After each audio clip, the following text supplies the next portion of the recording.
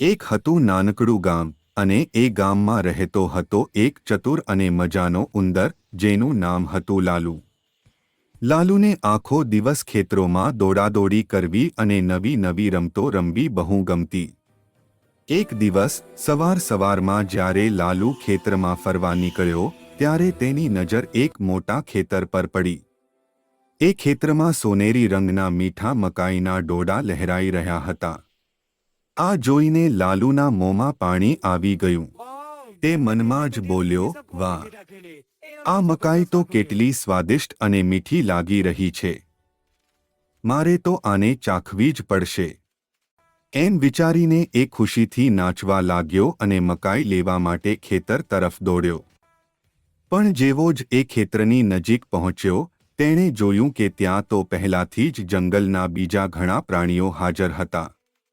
એક સસલું, એક ખિસકોલી અને બીજા નાના નાના જીવો પણ મકાઈ ચોરવાની કોશિશ કરી રહ્યા હતા. બધા એકબીજા સાથે ઝઘડી રહ્યા હતા કે કોણ પહેલા મકાઈ લેશે. આ જોઈને લાલુ થોડીવાર માટે ઊભો રહી ગયો.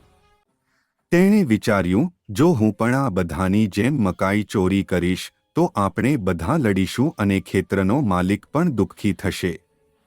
આ તો ખોટું કહેવાય. પણ જો હું કોઈ એવો રસ્તો શોધી કાઢું જેનાથી બધાને મકાઈ મળે અને કોઈ દુઃખી પણ ન થાય તો કેવું સારું. આ વિચાર આવતા જ લાલુના મનમાં એક સરસ યુક્તિ આવી. તે બધા પ્રાણીઓ પાસે ગયો અને મોટેથી બોલ્યો, અરે મિત્રો, એક મિનિટ મારી વાત સાંભળો. આપણે આમ લડીશું તો કોઈને કંઈ નહીં મળે. બધા પ્રાણીઓ લાલુ સામે જોવા લાગ્યા. લાલુએ શાંતિથી સમજાવ્યું, જુઓ, આ ખેતર બહુ મોટું છે અને તેમાં ઘણી બધી મકાઈ છે. જો આપણે બધા સાથે મળીને ખેતરના માલિકની મદદ કરીએ અને પછી મહેનતના બદલામાં થોડી મકાઈ માંગી લઈએ તો તે જરૂર આપશે. આપણે ચોરી કરવાને બદલે મહેનત અને સમજદારીથી કામ લઈએ. પહેલા તો પ્રાણીઓ થોડા ખચકાયા, પણ લાલુની વાતમાં દમ હતો. તેણે બધાને શીખવ્યું કે કેવી રીતે સાથે મળીને કામ કરવું અને કેવી રીતે મકાઈ સરખા ભાગે વહેંચવી. બધા પ્રાણીઓ લાલુની વાત સાથે સહમત થયા.